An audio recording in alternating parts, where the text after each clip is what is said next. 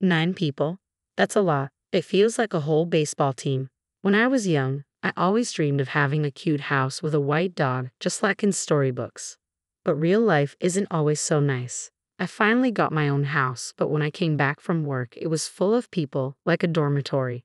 I'm not happy about it. My name's Mary, and I'm 32 years old. I work in an office. I've been really focused on my job, but lately all my friends have been getting married one after another. Buying wedding gifts has been expensive. I started feeling like I needed to find someone too, so I started going on dates. Mary, when are you going to give me grandkids?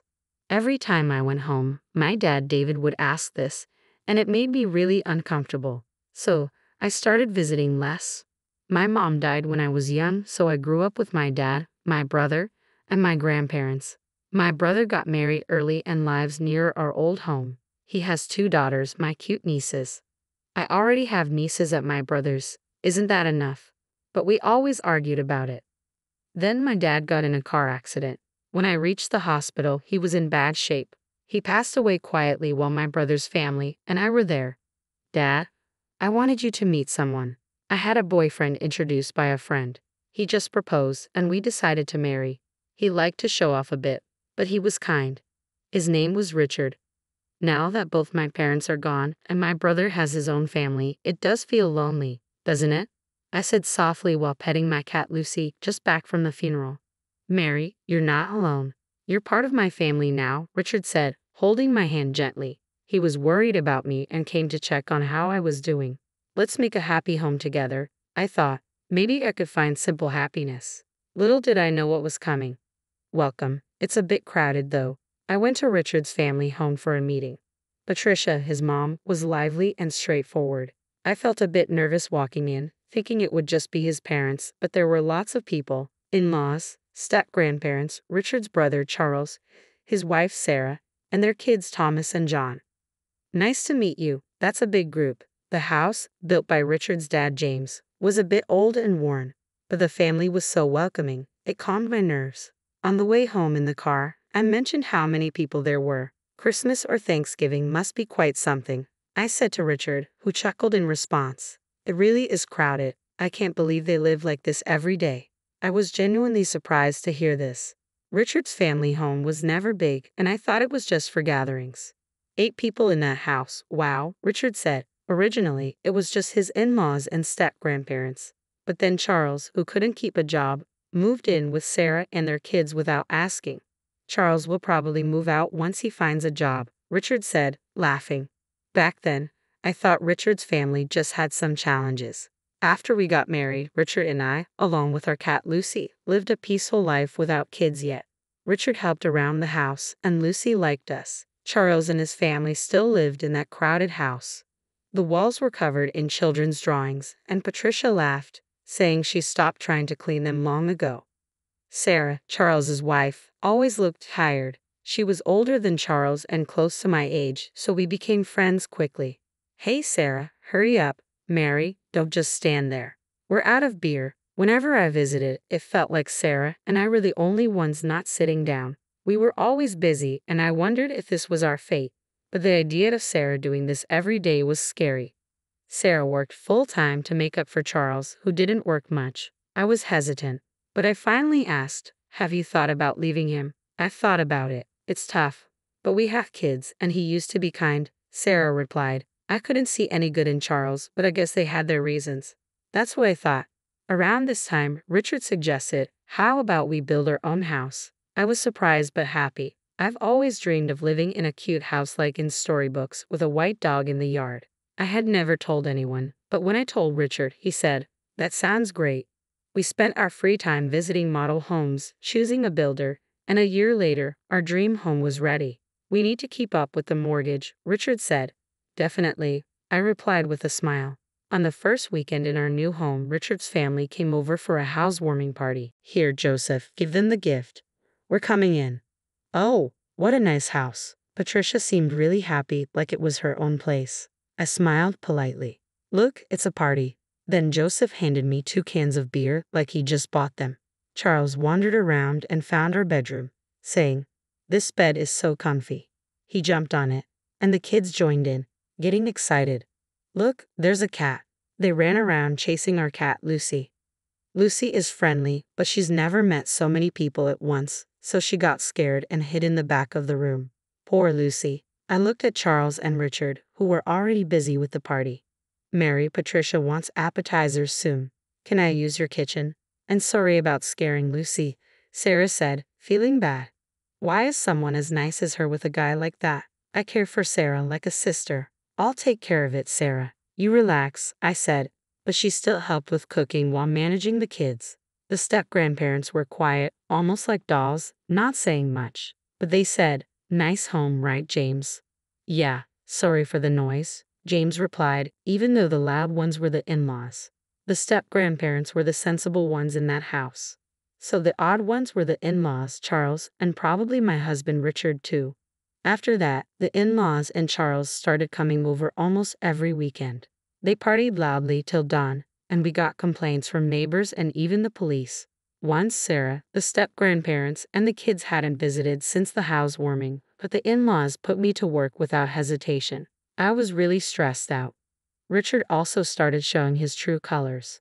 Once, when I had a cold and asked him to pick up dinner, he came back with hamburgers. "I can't eat this right now," I said, feeling weak. Instead of getting mad, Richard said, "You need to eat to get better, Mary." What if I had the energy to eat that? I wouldn't have asked for help, I thought to myself. Once, when Richard was sick, I sarcastically asked if he wanted a hamburger. He got upset and said, "No, that's ridiculous." In short, this family was selfish and lacked empathy.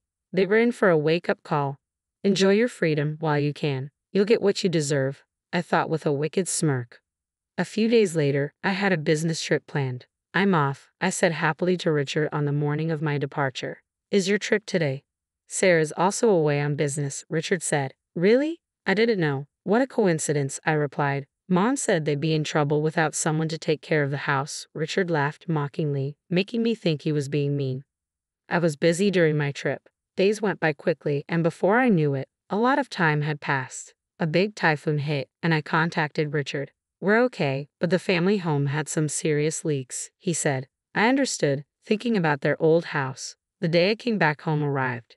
As I walked from the bus stop, I heard loud laughter in the neighborhood. Is someone having a barbecue? It's so loud. The neighbors will complain. Wait, what? I was shocked. The noise was definitely coming from my house. As I cautiously opened the door, I found bags in the entrance and graffiti on the walls. I was stunned. "Hey, Mary, welcome back," a drunk Richard said. Frustrated, I went to the living room and found drunk in-laws and Charles while Sarah made food in the kitchen. The step-grandparents were quiet, and the kids were drawing on the walls. There was also a woman I didn't know. Overwhelmed, I tried to stay calm. "What's going on?" I asked Richard. "Didn't I tell you? The family home had leaks, so they're staying here for a while," Richard said. "Who was away?" "The in-laws, Charles and Richard decided, why don't we live here?" Richard proudly suggested. Even with this explanation, I was stunned into silence. "It's okay. We're family. We have extra rooms." "No problem," the in-laws added, smiling. "Don't worry, Mary. The walls got a bit dirty, but it's just kid stuff," Charles said casually. "And who is that woman?" I asked about the woman on the sofa, playing with her phone.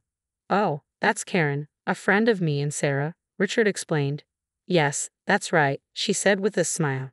This girl Karen was kicked out by her parents and Richard said she could stay. "Thanks in advance," Karen replied, leaving me utterly confused. In our not-so-big living room, there were 9 adults and 2 children. The room was messy with scribbles on the walls far from the new house look. The family was loud like a dormitory. I couldn't help but lose my temper.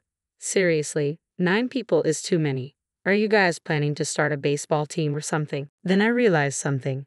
"Hey, where's Lucy?" I asked, but no one knew where our cat was. Dad opened the window to smoke, and Thomas said Lucy ran away. Charles looked at him angrily. "What were you thinking?"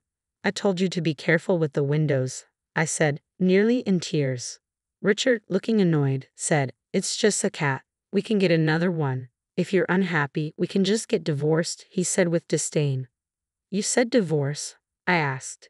"Yes, I did. I might not if you apologize," Richard said confidently.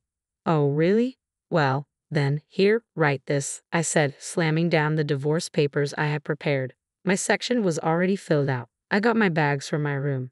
Why haven't you written it yet? I'm busy, I said coolly to Richard. They were shocked. Angrily, Patricia said, Richard, divorce her already. We've built the house, so she's useless now. Realizing too late. Richard said, you'll regret it. But I had no regrets. You're the one who'll struggle. Just write the papers, I said, taking them and giving some to Charles.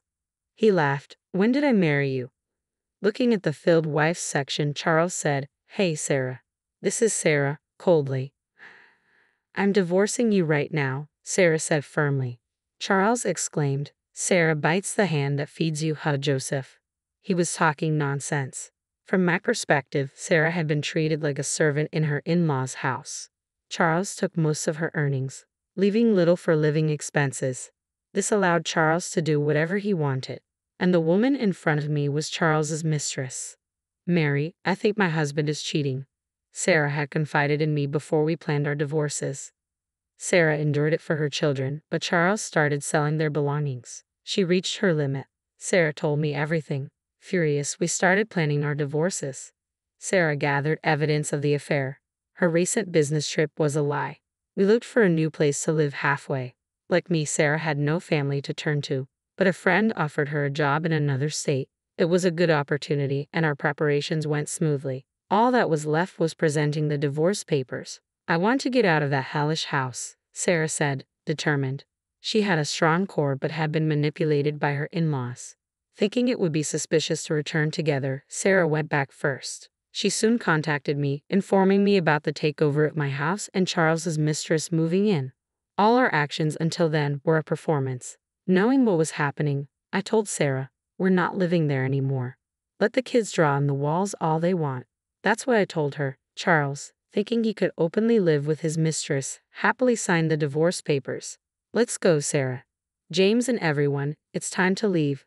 The step-grandparents stood up and followed Sarah and her children to the door. Living with people like you, I had given up on life. But Sarah opened my eyes, James said, glaring at the family, and left with his great-grandchildren. The in-laws had been taking money from the step-grandparents' pensions. They were truly awful. Well then, take care, we said as we left. You'll regret this, the family laughed, but we ignored them. Months later, Richard contacted me. Oh, I forgot to block him. I could guess the content of the call, so I answered, Mary, come back. Richard sounded desperate. I barely contained my laughter. Come back, we're strangers now, I replied calmly. Let me talk, Mary. What do you mean? Why aren't you paying the mortgage? Patricia's voice came through, probably snatching the phone from Richard. What are you talking about? I have no idea. I played dumb while Patricia sounded frustrated.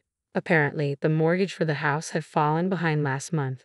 When I pressed Richard, he claimed I hadn't been paying it. What an inconvenience. While I remained silent, Patricia kept talking like a machine gun. First of all, this house, you guys had a combined income of $755,000, right? We could have built a better house. We built this as a new home, but it's not what we expected. Originally, they had planned to take over the house. Sarah had informed me of their discussions. Yes, that's true. But with Richard's $30,000 salary, the bank wouldn't lend us more.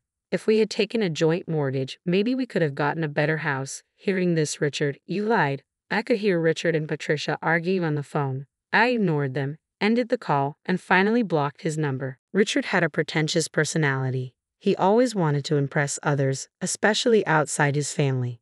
When he suggested building the house, I already had divorce in mind. I told him a friend's husband got a mortgage on his own. How cool is that? I heard these stories like a spell. Richard, wanting to show off, opted for a solo mortgage. I had to hold back my laughter. He probably didn't tell his family because he was afraid of them knowing the truth. But I didn't care. The house was built to Richard's taste. I had no attachment to it anymore. Richard hadn't cheated, but there were no alimony penalties in our divorce. So despite him, I left him with the mortgage debt as my revenge. Let him suffer, and I was able to rescue Sarah, whom I cared for like a sister, from that house. That was my main goal. Later, they couldn't pay the mortgage, and the new house was repossessed. But it was a mess inside, with scribbles everywhere and walls yellowed by cigarette smoke from Charles and his mistress. It didn't look like a recently built house. Richard had to rent a cheap apartment, and Joseph and Patricia ended up moving in with him. They'll probably never leave him alone like parasites. I don't care. They're strangers to me now. The only good thing about my former in-laws was that the children weren't affected. Otherwise, they were the worst. Sarah, as Charles' ex-wife, successfully claimed alimony through a lawyer. She had to borrow money but managed to pay it off. I'm glad for her. Charles and his mistress became outcasts in their community and are now missing. They haven't repaid their debts, confirming how awful they are. Sarah is happily working at her friend's place. Her kids are doing well too. I hope they find happiness this time. James and Barbara seem brighter now, like a weight has been lifted. They sold the old family home and are enjoying their retirement in a distant place with their savings. That's great news. As for me, I've requested a transfer to a local office. I was reunited with Lucy, my cat, thanks to social media. Someone in the neighborhood had found and taken care of her. It's good she's friendly now. I live alone in my late father's house with my brother's approval. I'm saving to build my dream house, and someday I hope to introduce someone special at my father's grave. Today, I'm working hard towards that goal.